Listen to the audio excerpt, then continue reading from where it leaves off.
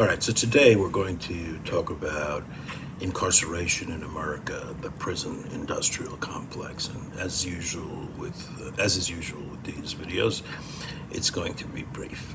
First, let me say that I act as an assistant, help out with Unheard Voices of the criminal justice system. The link will be in the description of the video. But let's start with a few statistics. In 1980, which was about 6 or 7 years after the drug war began, the United States prison population was about, give or take, 300,000.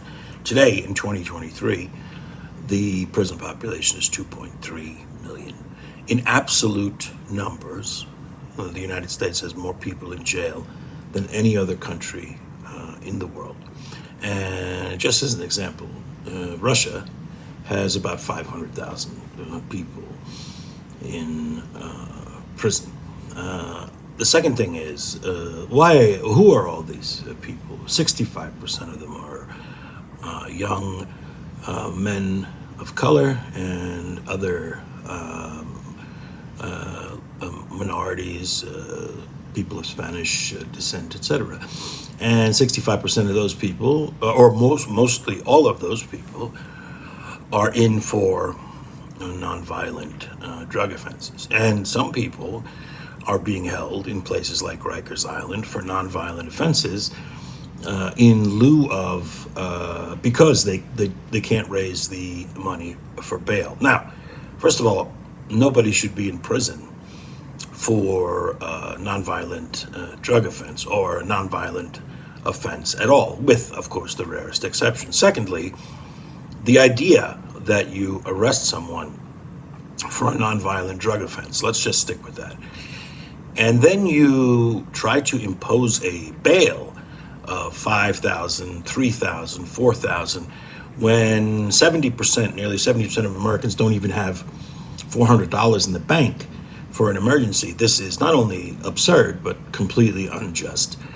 All people who are arrested for nonviolent drug offenses should be released on their own recognizance. The problem is, A, the bail industry is a very big business, and they lobby heavily to make sure that this arrangement, so to speak, is kept in force.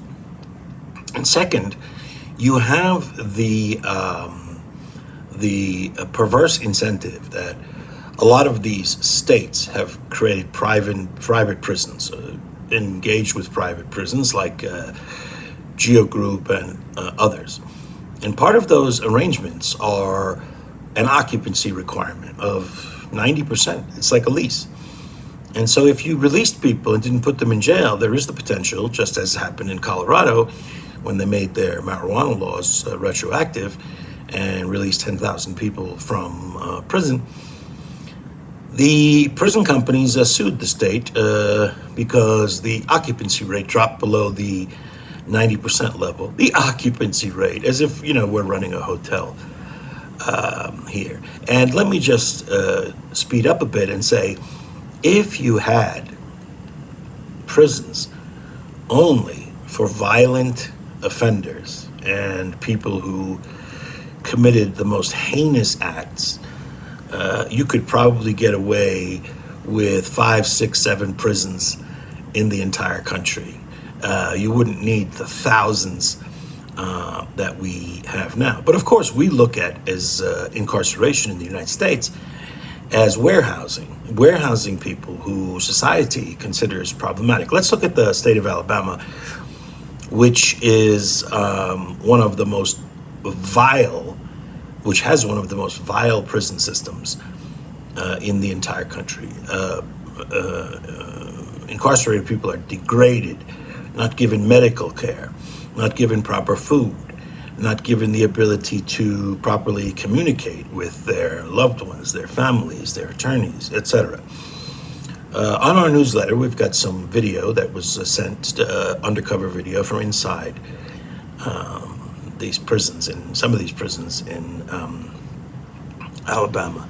And the state prison system is under, or always being threatened with being under a federal monitor. Not that that might make much of a difference, but federal courts have declared that the treatment that people in Alabama receive, incarcerated people, is unconstitutional and inhumane. Now, before the wise guys say, well, if you don't do anything wrong, you won't end up in prison. Well, of course, I understand that, and particularly from white people, because saltine crackers feel that they should never be subjected to the type of treatment that they willingly dole out to other people who they consider to be beneath them. So I would urge people to understand that prisons in this country are a business, just like defense contractors are a business. We have taken the role of the state, and who is the state but the public, and handed it over to private companies to provide medical care, housing, food, etc. to prisoners in exchange for a profit. Now, how would you generate a profit on that type of business? Well, by lowballing everything as much as possible. So I would suggest that, number one, before you talk out of the side of your mouth about people in jail, you educate yourself on the issue itself. And second, perhaps you might want to consider not being so overly gung-ho about throwing people in jail. And lastly, I would add, America is a very punitive society, and where we have people who literally believe that if you drop a gum wrapper, you should be thrown in prison. The mindset of most Americans revolves around a punishment for or towards their other supposed fellow humans or fellow human beings. And Americans love to punish other people for real, imagined, or only perceived transgressions. The problem in American society is that we have now reaped what we've sowed with regard to the drug war and putting people in jail for really on the thinnest of reasons whatsoever. So let me just reiterate. Cash bail should be eliminated for nonviolent offenders, and drugs should be legalized in the manner in which, or not decriminalized. That's only one step.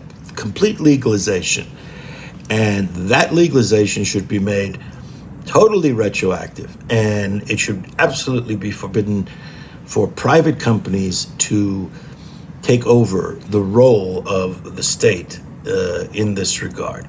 So please look into the issue. This is a serious matter, and we cannot continue as a nation by throwing people in jail. The idea is to have a society where it is not so overly punitive, and people understand that certain offenses, particularly the most minor ones, nonviolent, should not be incarcerated under any circumstances whatsoever. Thank you.